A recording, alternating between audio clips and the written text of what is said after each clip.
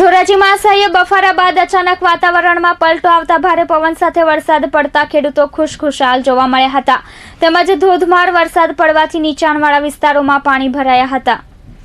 ધોરાજીમાં ફરી વીજળીના કડાકા ભડાકા સાથે મેઘરાજાની શાહી સવારી ધોરાજીમાં આવી પહોંચી હતી।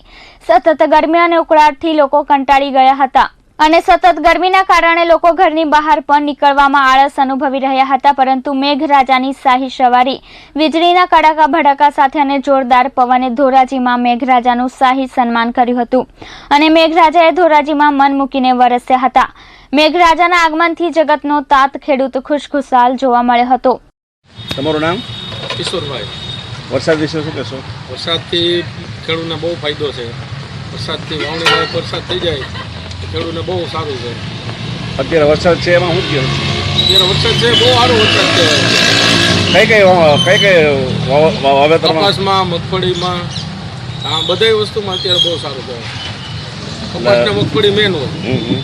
જોકે ધોધમાર વરસાદથી શહેરના નીચાણવાળા વિસ્તારોમાં જેવા કે બહારપુરા, 3 દરવાજા, વોકર કાંઠા, પીરખા કુવા ચોક, ચકલા ચોક, સ્ટેશન રોડ વગેરે વિસ્તારોમાં પાણી ભરાયા હતા। Alpesh Trivedi, S24 news, Dhoraji.